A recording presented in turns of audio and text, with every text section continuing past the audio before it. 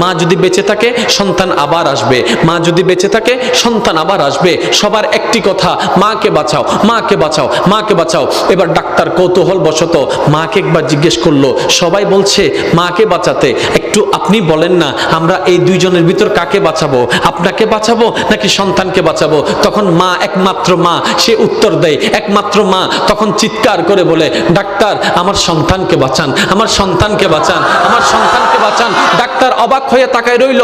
সবাই বলছে আপনার কথা, আপনি বেঁচে থাকলে তো সন্তান আরেকটা আসবে, আপনি কেন সন্তানের কথা বলছেন? এবার মা দুই চোখের পানি ছেড়ে দিয়ে বলে, আমি তো দেখেছি সূর্য কেমন, আমার সন্তান তো এখনো দেখেনি। আমি তো চাঁদকে দেখেছি, আমার মা সন্তান তো চাঁদকে দেখেনি। আমি তো খাবার খেয়েছি, আমার সন্তান তো এখনো খাবার খায়নি। আমি তো দুনিয়া দেখেছি, তারা তো এখনো দুনিয়া দেখেনি। আমি তো এগুলা দেখেছি, তারা তো সেগুলা দেখেনি। আমি তো এগুলা দেখেছি, তারা তো ওগুলা দেখেনি। আমি তো এগুলা খেয়েছি, তারা ওগুলা খায় নাই। আমি দুনিয়া দেখেছি, আমার সন্তান এখনো দুনিয়া দেখেনি।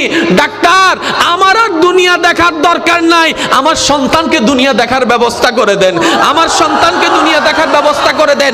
একজন মা সন্তানের প্রতি এই মায়া, ওই 1% ভালোবাসার অংশ, 1% ভালোবাসার অংশ।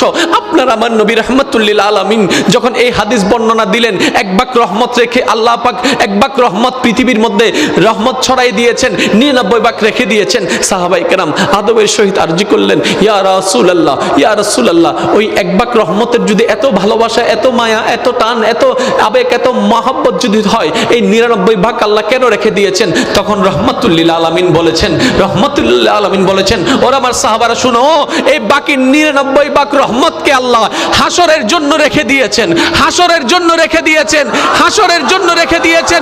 সাহাবায়ে কেরাম বলে, ইয়া রাসূলুল্লাহ, এই 99 রহমত কেন রেখে দিয়েছেন?